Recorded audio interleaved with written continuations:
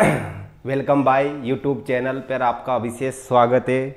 और मैं आपके सामने लीलाधर मेहता जो अपन राजस्थान जीके की क्लास लगातार एक एक वीडियो करते आ रहे हैं तैयार, और अपनी राजस्थान जीके को अपन बहुत ही अच्छी तरीके से और गहराई से लगातार पढ़ते रहेंगे। तो आप सभी भाई बहन अपने चैनल पर लगातार अपने साथियों को बताएं, उनको बोलें और निःशुल्क तरीके से आप शिक्षा प्राप्त करें। ठीक है, तो हो जाओ तैयार कॉपी पेन लेके, और आपके सामने लीलाधर मेहता एक एक चीज़ को, जो राजस्थान की इतिहास और संस्कृति से संबंधित जो भी जानकारी है, मैं आपको बारीकी से प्रत्येक चीज़ को बताऊंगा। ठीक है, तो आप बिल्कुल एकदम धैर्य बनाएं और शांतिपूर्वक तरीके से पूरा वीडियो देखें और अपने दोस्तों को सबको बताएं। ठीक है, चलो चालू करते हैं अपन एक और बेहतरीन टॉपिक राजस्थान जीके में।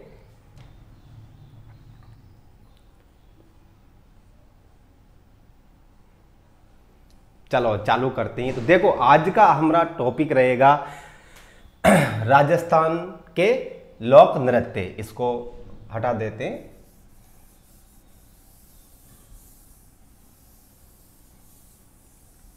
ठीक है, अपन इस टॉपिक को बहुत ही बारीकी से पढ़ेंगे। आप भी कोशिश करें। देखो, पढ़ना इतना आसान काम नहीं है। अगर वीडियो इसके अलावा किसी और चीज़ का बनाया जाए, नागिन डांस किया जाए, तो यूँ मान लो कि मज़े आ जाएंगे। पर पढ़ना एक बहुत कठिन काम है। पर जो अगर इसमें सफल हो गया, उसने ठान ली, तो यूँ मान लो कि आगे की उसकी ज़िंदगी बेहतरीन हो जाएगी। ठीक है, तो इसी से अपन चालू करते हैं।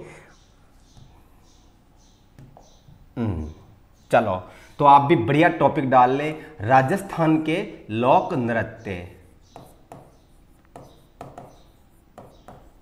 राजस्थान के लोक नृत्य। ठीक है, देखो वैसे तो नृत्य अपन बोलते हैं अधिकांश डांस करना। ठीक है, ये भी डांस ही है, पर एक अलग अलग कलाएं होती है ना। तो और हमारे राजस्थान में, राजस्थान बहुत बड़ा राज्य है क्षेत्रफल की दृष्टि से, और यहाँ की भाषा, संस्कृति और विविधता के इस प्रकार से। ठीक है, तो अपन यहाँ पर एक एक जनजाति के हिसाब से लोक नृत्य को मजबूत करेंगे।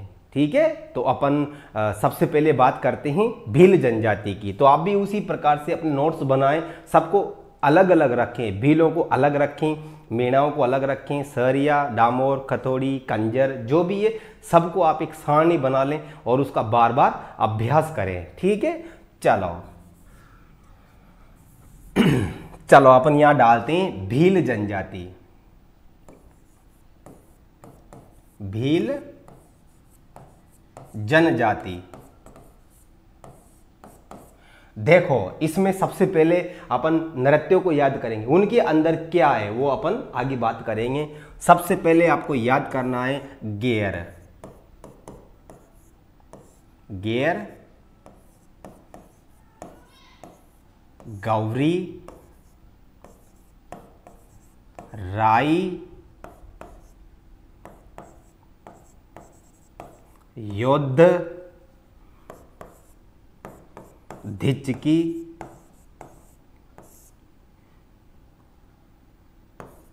घूमरा, और इधर लिख देता हूं मैं 6 से 7 तक।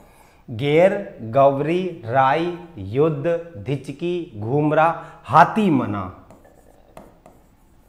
हाथी मना, रमणी, नेजा। ये आपके सामने 9 नृत्य कंप्लीट हो गए। मतलब किस जनजाति से इनका संबंध है, इनके अंदर जिसके अंदर काम की बात है अपन उसकी भी बात करेंगे। किसको पुरुष करते हैं, किसको महिलाएं करती है, अपन इसकी भी बात करेंगे। ठीक है, तो आप इसी प्रकार से भीलों के नृत्य याद करें, है ना। चलो, और इसके बाद में अपन बात करते हैं नंबर 2 पे, ग्रासिया जनजाति। ग्रासिया जनजाति। ठीक है, राजस्थान की, दक्षिणी राजस्थान की एक जनजाति है, दोनों दक्षिणी राजस्थान की है। ठीक, चलो ये प्राचीन जनजाति है भील। नंबर 1 लूर, कूद, मांदल, मोरिया, ज्वारा, घूमर, और सातवां में यही लिख देता हूं गौर। ठीक है, इस प्रकार से आप इनको याद रखें। लूर, कूद, मांदल, मोरिया, ज्वारा, वालर। चलो वालर नहीं है इसमें, सॉरी। चलो आगे बढ़ते हैं अपन। तो ये जो दो जनजातियां हो गई अपनी, है ना। और अपन अब अगले पेज पे चलते हैं। आप आराम से इनको बैक करके आराम से अपने नोट्स बना लें।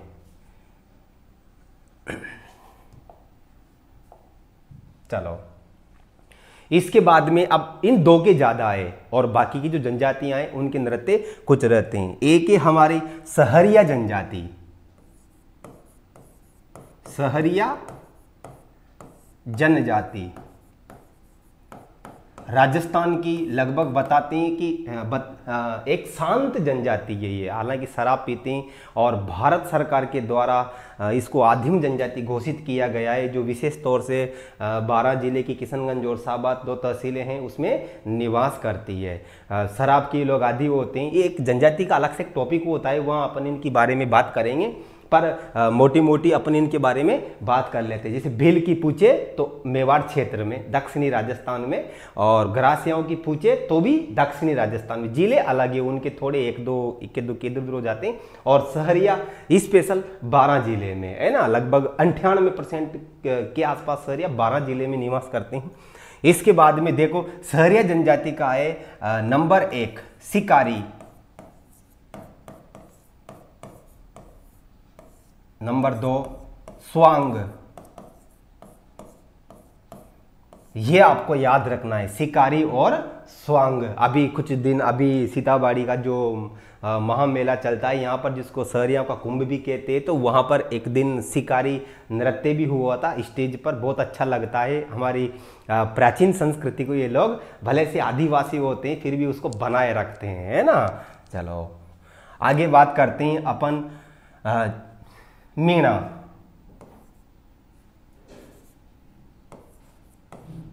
मीणा जनजाति। तो आप इसमें कौन सा एकमात्र याद रखना, नेजा। अब आपके मन में प्रश्न आ रहा होगा, सर आपने तो बताया था कि नेजा भीलों का है। भील और मीणा, आपको जब भी ये प्रश्न मिलेगा तो ऑप्शन में या तो भील मिलेगा या मीणा मिलेगा, या दोनों साथ में आएंगे। तो आप विशेष तौर से ध्यान रखें। वैसे तो अपनी पहली प्राथमिकता वो होती है भील, अगर वहाँ भील ऑप्शन में नहीं है तो फिर अपना आंसर रहेगा मीणा। ठीक है, इसके बाद में भील जनजाति भी हो गई। इसके बाद में कालबेलिया, आपने खूब नाम सुना होगा। नंबर 3 में यहाँ पर डाल देता हूँ। ये तीसरी जनजाति है अपनी और ये चौथी जनजाति है। अब इसके बाद में 5वीं कालबेलिया।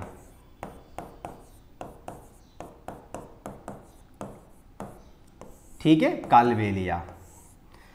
इनका मुख्य रूप से है पहला इंडोनी, number 2 Panihari, number 3 Bagdia, number 4 यही खुद अपने नाम से कालबेलिया।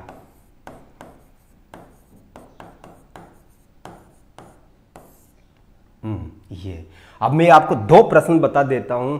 सबसे पहले तो एक प्रश्न बनता है जो अभी शायद अपना जो बीएसटीसी का पेपर हुआ था उसमें पूछा भी था।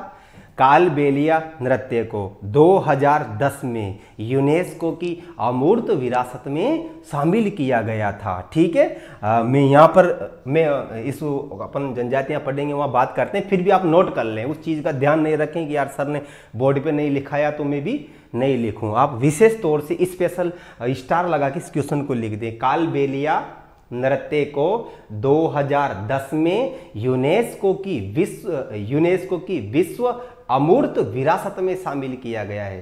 ठीक है ना, धरोहर में नहीं आता ये, धरोहर में किला वगैरह आते हैं, अमूर्त विरासत में शामिल किया गया है। और राजस्थान की प्रसिद्ध कालबेलिया नृत्यकार महिला गुलाबो, इसी प्रकार के प्रश्न आते हैं एग्जामों में। ऐसा थोड़ी है कि ऐसे प्रश्न छपते हैं जो आप कर ही नहीं सकते हो। अपन क्या गलतियां कर देते हैं। आपके जितने भी पुराने दोस्त जो अच्छी से तैयारी करते हैं, भले उनसे आप पूछ लेना, वो एक ही बात बोलते हैं, यार पेपर तो ठीक आया था पर मैंने उसको सही तरीके से हैंडल नहीं किया, उस 2.5 घंटे में मैं सही तरीके से उसको पढ़ नहीं पाया। ये कंडीशन बनती है, ठीक है। तो अपन क्या करते हैं कि जो मोटी मोटी जानकारी होती है उसको पढ़ना भूल जाते हैं। अपन सोचते हैं ये तो मुझे आता है, छोटी मोटी चीज़ है, पर ऐसा नहीं होता कंपटीशन में, ठीक है।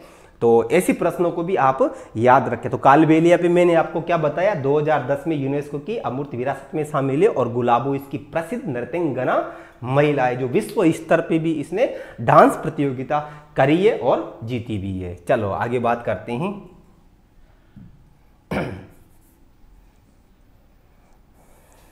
चलो, एक कथोड़ी,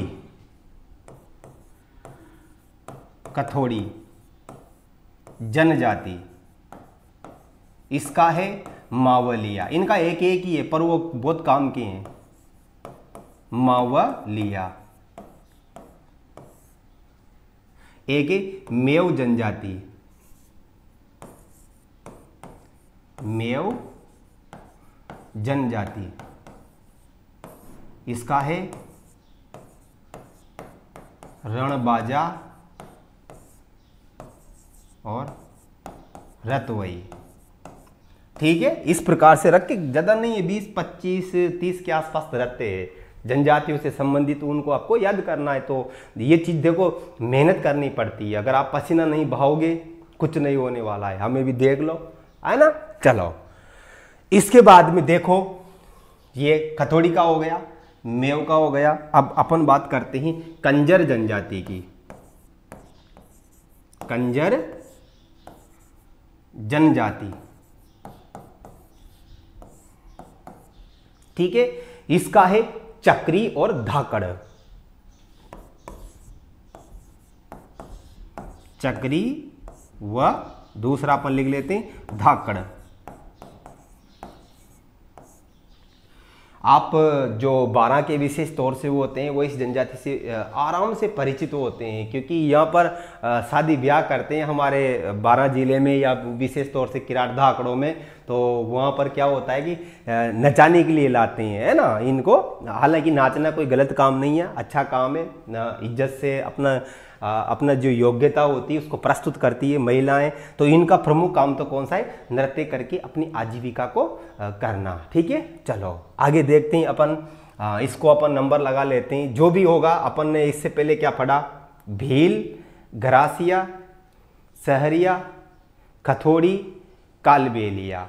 अब इसके बाद में जो भी है आप 6, 7 जो भी है इस प्रकार से याद रखें। 6, 7, 8, अब 9 की बात करते हैं।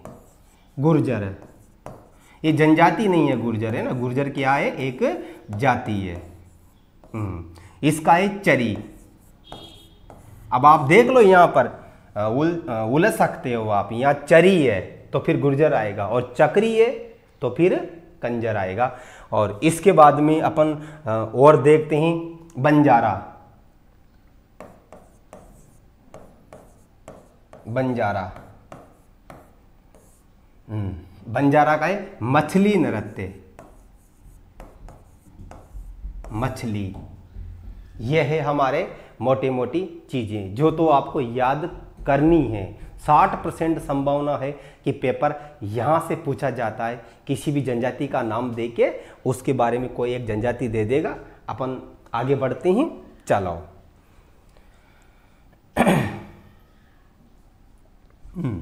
अब देखो अपन, अब जो राजस्थान के महत्वपूर्ण नृत्य हैं जिनके बारे में अपन को अंदर भी जानकारी प्राप्त करनी है, तो अब मैं उनको आपके सामने एक एक चीज को प्रस्तुत कर रहा हूं। आप बड़े ध्यान से तैयार रहें।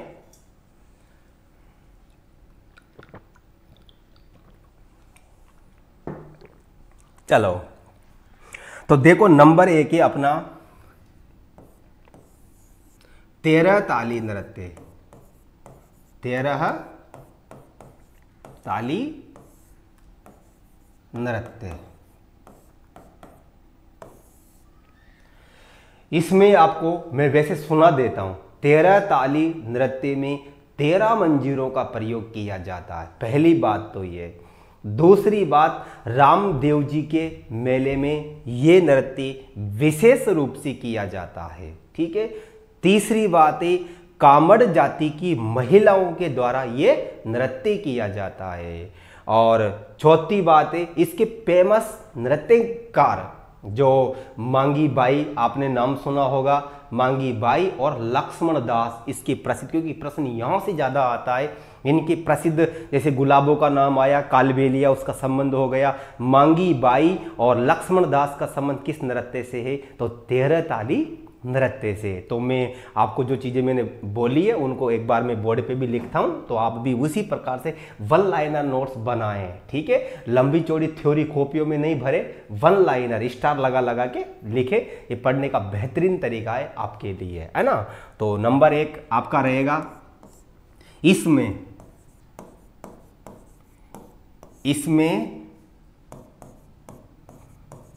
13 मंजीरों का प्रयोग किया जाता है। मंजीरों का प्रयोग किया जाता है। ठीक है। वैसे तो आंसर से पता चल जाएगा, 13 तो 13, पर क्या मंजीरे, कुछ और दे दे और समझ नहीं पाओ। 13 मंजीरों का प्रयोग किया जाता है। अब इसमें मैं आपको मोटा मोटा बोल देता हूं। 13 मंजीरे जो होते हैं, दाएं पैर पर 9 मंजीरे बांधे जाते हैं। अपने दाएं पैर उठा के देख लो, अभी देख लो, और बांध भी लिया करो, प्रैक्टिकल किया करो विचारों में। वैसे कहाँ से लाओगे आप बांधने के लिए, है ना। तो विचारों में ले लो कि 9 मंजीरे तो दाएं पैर पर। अब माइनस करो, कितने बचे? 10, 11, 12, 13, 4 बचे। तो 4, 2 बांधते हैं कोनी पर, यहां पर, एक इधर एक इधर, तो कितनी हो गई? 11। और 2 को लेते हैं हाथ में, महिलाएं, पुरुष नहीं, महिलाएं, है ना। तो 2 हाथ में लेती है, 2 कोनी पे बांधती है, 9 दाएं पैर पे होते हैं, टोटल 13 हो जाता है। ऐसा हिसाब किताब पूछे तो बता देना, है ना, सवाल कर लेना बैठ के। हाँ चलो, दूसरा स्टार डालते हैं। रामदेव जी के मेले में विशेष रूप से किया जाता है। रामदेव जी के मेले में विशेष रूप से। ठीक है। ये आपके वन लाइनर इसी प्रकार से बनते हैं। तीसरा, कामड़ जाति की महिलाओं के द्वारा। कामड़ जाति की महिलाओं द्वारा।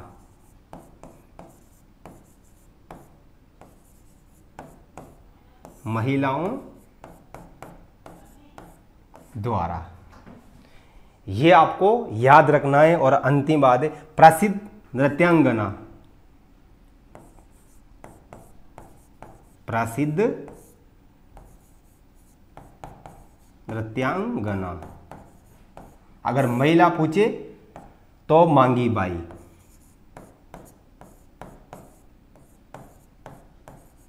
ये तो महिला हो गए, नृत्यांगना।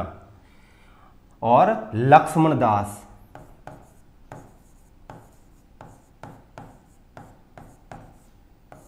ये है आपके। तो ये आपका एक बहुत शानदार जो 13 ताली नृत्य है। इसके अलावा इसमें कुछ भी नहीं बचता। तानपुरा चौतारा का प्रयोग किया जाता है इसमें, एक्स्ट्रा, है ना, एक्स्ट्रा तानपुरा चौतारा, ढोलक बजाई जाती है, पर वो महिलाओं के द्वारा नहीं, पुरुषों के द्वारा। महिलाएं डांस करती है, पुरुष उनका सहयोग करते हैं, है ना। चलो, तो अपना ये कंप्लीट हो गया। आप आराम से इसके नोट्स बनाएं, वन लाइनर, 4 चीजें रट लो आराम से, 4-4 बार दोहराओ, कोई दिक्कत नहीं है, आगे बढ़ते हैं। चलो अब डालते हैं अपन नंबर 2, भवाई नृत्य। भवाई नृत्य। अब पहले मैं आपको इसके बारे में सुना दूं, है ना। तो इस नृत्य में सबसे पहले तो ये उदयपुर क्षेत्र में, मतलब मेवाड़ क्षेत्र में किया जाता है। इस नृत्य की सबसे बड़ी खासियत क्या है? चमत्कारी, अद्भुत कला का प्रदर्शन। ठीक है ना। कौन सी कला का? अद्भुत कला का प्रदर्शन इसमें किया जाता है। जैसे आप भी खुद पे प्रैक्टिकल तो नहीं करें, नहीं तो मर जाओगे, वैसे सोचें, विचारों में लें। जैसे 7-8 मटके सिर पे रख लिए, विचार करो, सपने में देख लो, हाँ रख लिए, मैं खड़ा हूँ।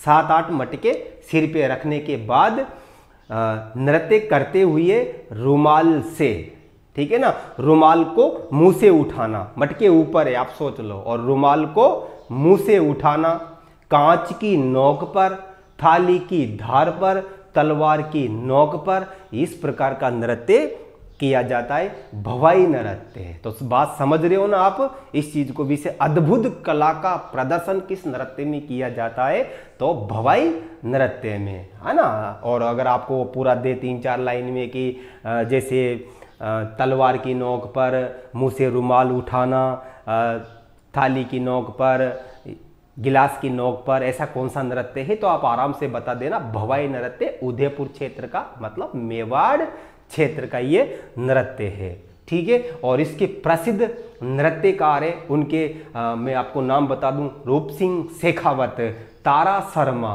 दयाराम, ठीक है, और शांता गांधी, इस प्रकार के ये फेमस 4-5 लोगों के आपको नाम याद करने पड़ेंगे इसमें, जहाँ से सबसे ज़्यादा बार प्रश्न पूछे जाते हैं। तो पहला तो अपन इसमें क्या लिखेंगे,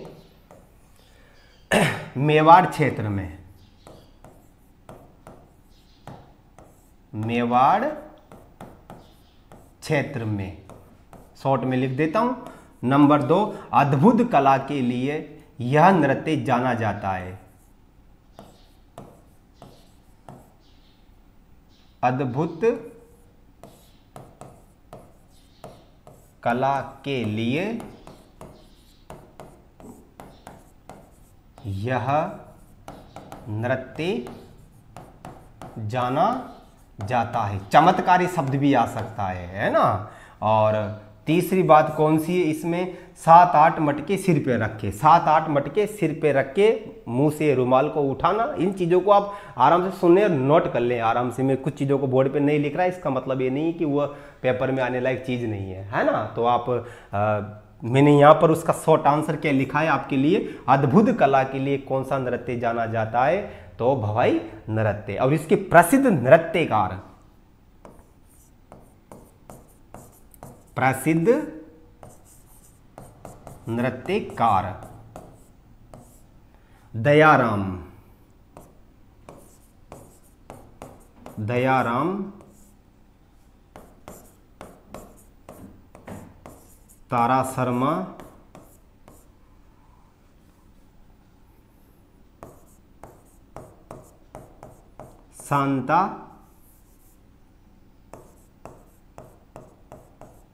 शांता गांधी, रूप सिंह शेखावत,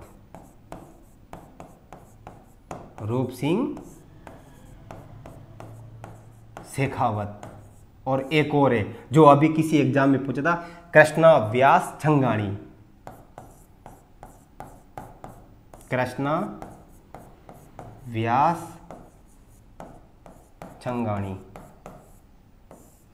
ये है आपको, ठीक है। ये जितने भी लोगों के नाम है आप इनको हल्के में नहीं लें, सभी को एकदम बढ़िया अच्छे से बार बार दोहराएं, 4 बार, 10 बार, 20 बार, क्योंकि बहुत तप करना पड़ता है ना, तब जाके अपन को मंजिल मिलती है। तो जो भी व्यक्ति इसको, जैसे मान लो कोई भी इसको पढ़ता है तो मोटा मोटा 5 मिनट में पूरा किया फिर ये, ऐसे कुछ नहीं होने वाला। आप टॉपिक को धैर्यपूर्वक पहले जनजाति से याद रखो, फिर उसके बाद में इन चीज़ों को याद रखें। ये भी हो गया अपना। आगे बात करते हैं अब अपन,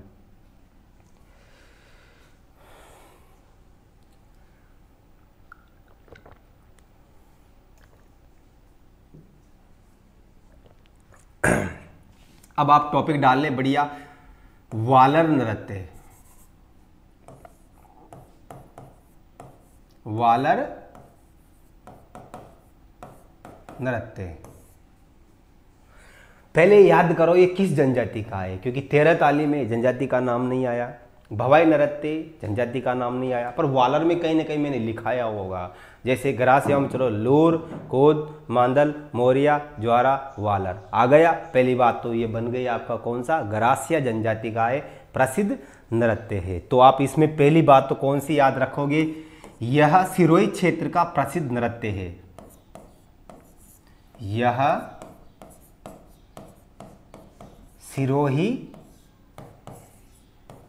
क्षेत्र का प्रसिद्ध नृत्य है। ठीक है। दूसरा, ग्रासीय जनजाति से संबंध, ग्रासीय जनजाति से संबंध है ना। और तीसरी सबसे महत्वपूर्ण बात, ये ऐसा नृत्य है जिसमें किसी भी प्रकार के वाद्य यंत्र का प्रयोग नहीं किया जाता। तो आप रखना इसको याद, किसी भी वाद्य यंत्र का प्रयोग नहीं किया जाता, किसी भी वाद्य यंत्र का प्रयोग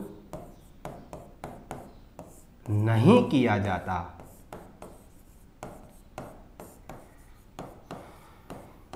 ये है आपके, है ना। तो आप इसमें आराम से मोटी मोटी जानकारी याद रखें। बढ़िया, सिरोही क्षेत्र का है, इसका संबंध ग्रासीय जनजाति से है और इसमें किसी भी प्रकार के वाद्य यंत्र का प्रयोग नहीं किया जाता। ठीक है, चलो आगे चलते हैं अपन।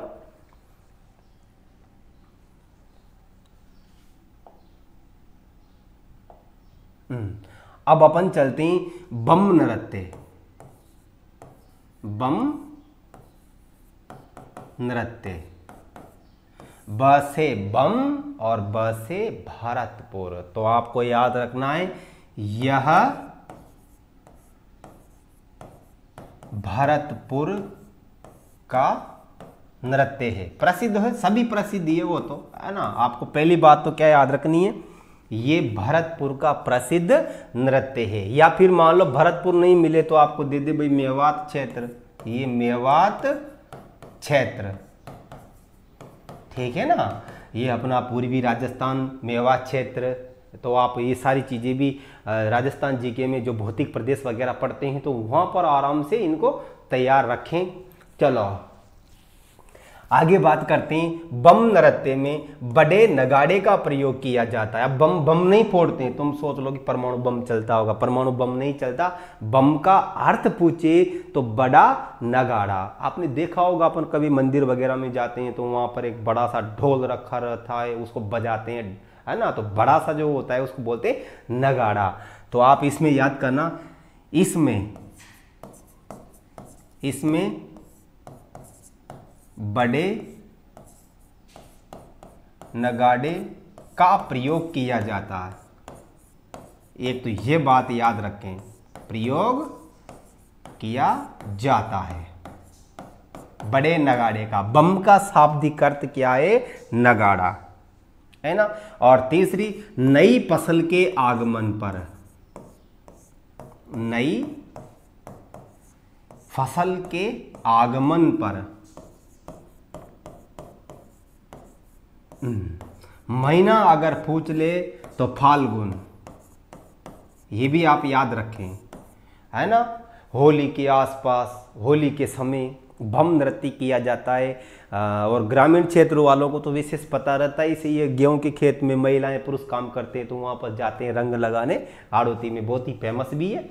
ठीक है, चलो तो इसमें तीन बातें महत्वपूर्ण है ना। एक तो भरतपुर क्षेत्र का है, बड़े नगाड़े का प्रयोग किया जाता है और नई फसल के आगमन पर यह नृत्य किया जाता है, इसकी ये विशेषता है। आगे चलते हैं अपन।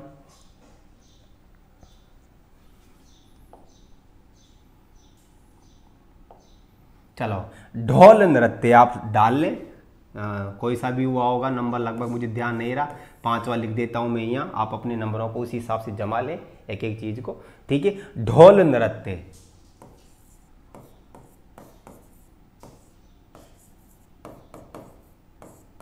देखो बम नृत्य, अब पूछ ले कि महिलाओं का है या पुरुषों का, तो बताओ बम कौन फोड़ सकता है, महिलाएं या पुरुष, है ना। परमाणु बम कौन फोड़ता है, पुरुष। तो बम नृत्य किसका हुआ, पुरुषों का, है ना। ये चीजें ध्यान रखें। या ढोल, ढोल कौन बजाते हैं? महिलाएं बजाती है, पुरुष बजाते हैं? पुरुष बजाते हैं ढोल। मैं आपको ये सारे सारे ऐसे बता दूंगा पूरे पूरे, कौन सा पुरुषों का है कौन सा महिलाओं का है। एक अपन 5 मिनट का वीडियो लेके आ जाएंगे, उसमें मैं आराम से सिर्फ शब्द को देखना है और आप बता दो कि कौन सा पुरुष का है कौन सा महिला का है। जैसे ढोल, ढोल बजाते हैं पुरुष, बम बजाते हैं पुरुष, डांडिया, डंडे कौन मारती है? महिला मारते हैं, पुरुष मारते हैं। तो आजकल घरों में डंडे कौन मारती है? महिलाएं। तो डांडिया किसका हो जाएगा? महिलाओं का। ऐसे कच्ची घोड़ी वगैरह जो भी अपन उसकी टॉपिक वाइज बात करते चलेंगे, है ना। तो ढोल नृत्य पहले तो याद करना है, ये जालोर क्षेत्र का प्रसिद्ध है। पहला स्टार लगा के जालोर, जालोर का प्रसिद्ध नृत्य। ठीक। दूसरी, ढोल कब बजते हैं? कभी भी बजा लो, पर विवाह के समय, है ना। आजकल तो डीजे बजाते हैं, गया जमाना ढोल का।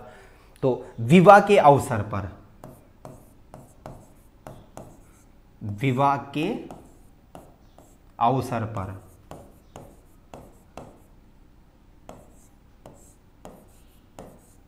विवाह के अवसर पर, ये दो बातें याद रखनी है।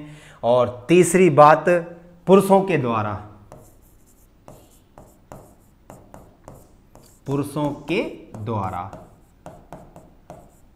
ये भी याद रखें। और एक बहुत ही बढ़िया प्रश्न मैं आपको बता रहा हूं, राजस्थान के भूतपूर्व मुख्यमंत्री जय नारायण व्यास ने इस नृत्य को राष्ट्रीय स्तर पे पहचान दिलाई, है ना। तो आप याद रखें, राजस्थान के भूतपूर्व मुख्यमंत्री,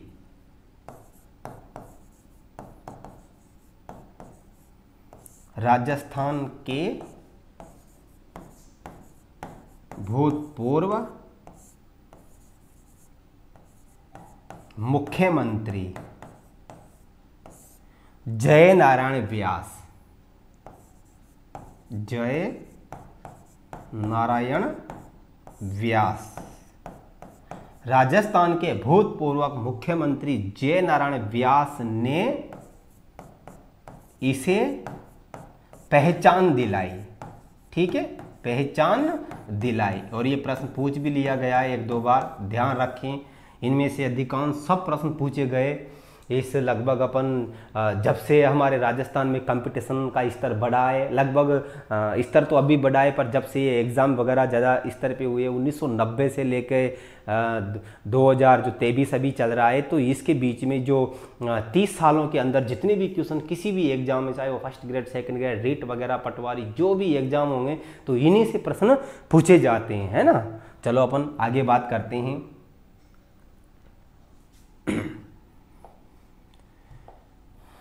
इसके बाद में अपन बात करते हैं डांडिया नृत्य। कौन सा? डांडिया। पहले आपको याद रखना है क्षेत्र, तो मारवाड़ में, मारवाड़ का प्रसिद्ध, मारवाड़ का प्रसिद्ध नृत्य। एक तो आपको ये बात याद रखनी है। और महिलाओं के द्वारा,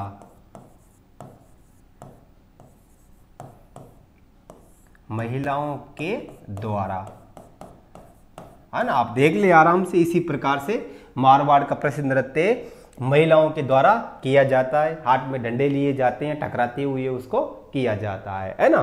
आगे बढ़ते हैं। अगला, छोटे छोटे आ रहे हैं आप तो, है ना। कच्ची घोड़ी,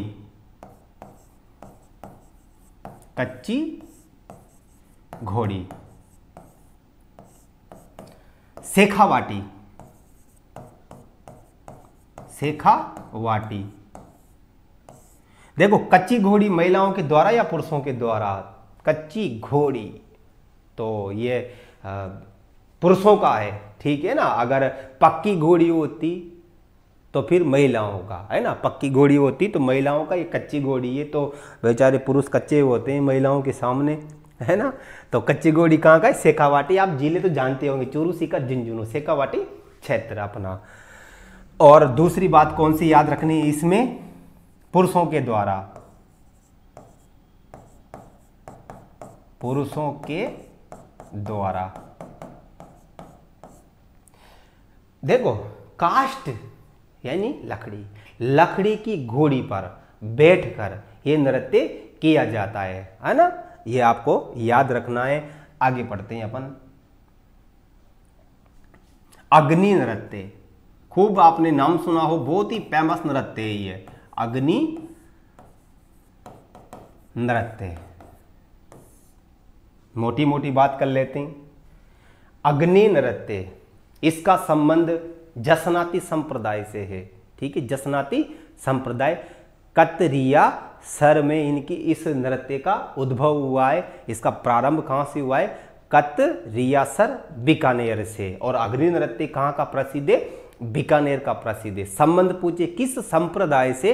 तो जसनाती संप्रदाय से। धधकते अंगारों पर कौन सा नृत्य किया जाता है? अग्नि नृत्य। इसमें फतेह फतेह शब्द को बार बार दोहराते हुए आग में चलते हैं। इसके जो व्यक्ति वो होते हैं, जसनाती संप्रदाय के व्यक्ति, वो धधकते अंगारों पर इस नृत्य करते हैं। तो इसको भी एक अद्भुत नृत्य बताया गया है। पर ये देखो अंगारों पे, इसकी पहचान क्या है? धधकते अंगारों पर। और जो भवाई था वो किस पे था?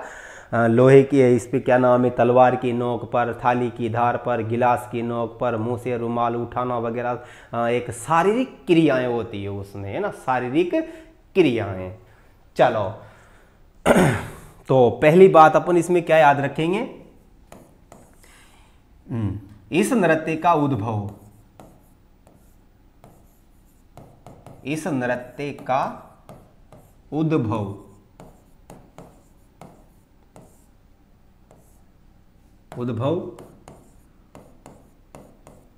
कतरियासर बीकानेर, ये आपको पहली याद रखनी है। दूसरा संबंध, संबंध जसनाती संप्रदाय, जसनाती संप्रदाय। तीसरी धधकते अंगारों पर,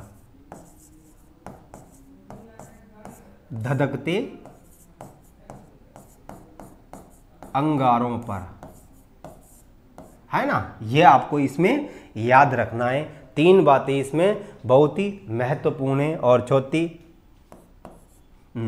धधकते अंगारों के ढेर को धूणा कहते हैं, ये भी आप याद रखें। धधकते अंगारों के ढेर को धूणा कहते हैं।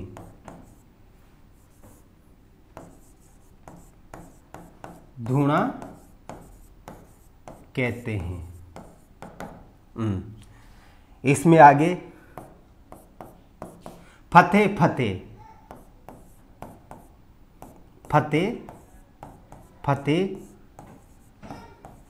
शब्द को बोलकर अंगारों पर चलते हैं, अंगारों पर चलते हैं। ये है, आपको ये चीजें याद रखनी है। ठीक है, अपन जितने भी नृत्य हैं उनको और भी बारीकी से पढ़ते चल रहे हैं। आगे और देखते हैं।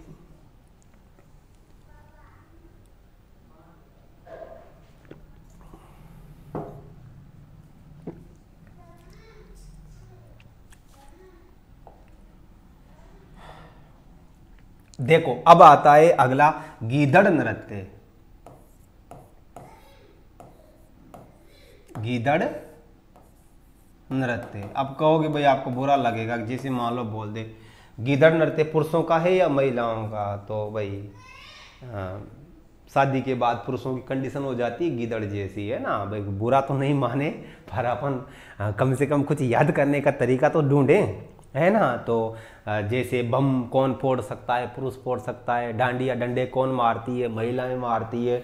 इस प्रकार से अपन ढोल कौन बजाता है? कि पुरुष ढोल बजाते हैं। और गीदड़ कौन होता है? तो गीदड़ कौन होगा? पुरुष, है ना। और कच्ची घोड़ी पुरुष और पक्की घोड़ी महिलाएं, है ना। चलो, तो गीदड़ नृत्य कहाँ का है? आप पहले याद करें, शेखावाटी, ये अभी रीट मेंस में पूछा गया था, एसएसटी के पेपर में, है ना, जहाँ तक हमें ध्यान है।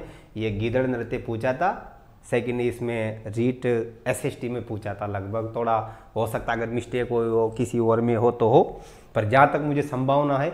अब देखो ना, सिर्फ इतना सा प्रश्न पूछा है कि गीदड़ नृत्य का संबंध किस क्षेत्र से, शेखावाटी से। अब देख लो, ठीक है। तो प्रश्न कैसे भी पूछा जा सकता है, उनका क्षेत्र दे सकता है, उनके जो प्रसिद्ध कलाकार है उनके नाम दे सकता है, पर क्षेत्र विषय से क्वेश्चन ज्यादा आते हैं। और जनजातियों से उनका संबंध, कौन से नृत्य का संबंध किस जनजाति से, वो तो अपन ने पहले ही सारणी बनाई है पूरी बोर्ड पे, है ना। तो आप पहले उसको याद करें, ये शेखावटी का है ना, इसमें और आपको कुछ ज्यादा याद नहीं करना है। और अगला है चंग नृत्य। चंग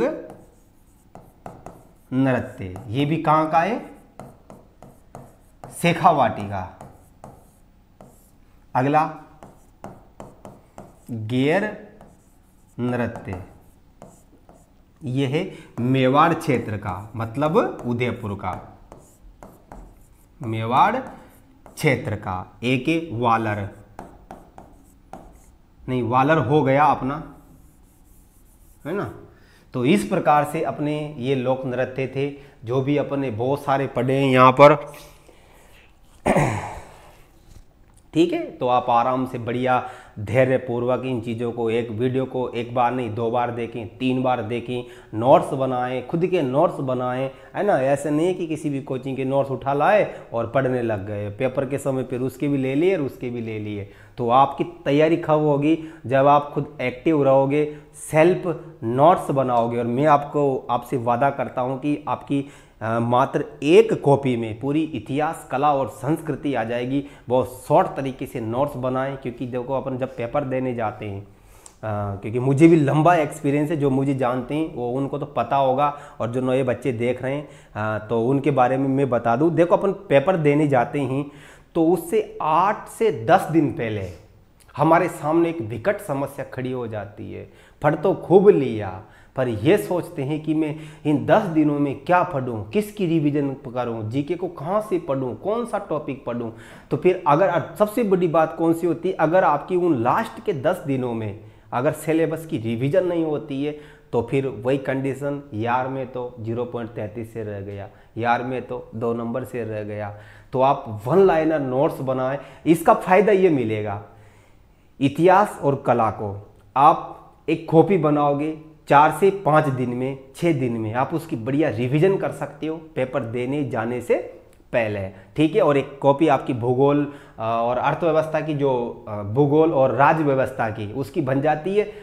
तो आप दोनों को कंबाइंड करके आराम से दोनों कॉपियों में आप 8 दिन में उसकी रिवीजन कर सकते हो, और अपने पेपर को बेहतरीन तरीके से और बच्चों से आप आगे निकल सकते हो। यही मेरा जो लंबा अनुभव है, पढ़ाने का भी है और पढ़ने का भी है ना। तो आप इसी प्रकार से अपनी तैयारी करें। धन्यवाद, ठीक है, चलो, है ना।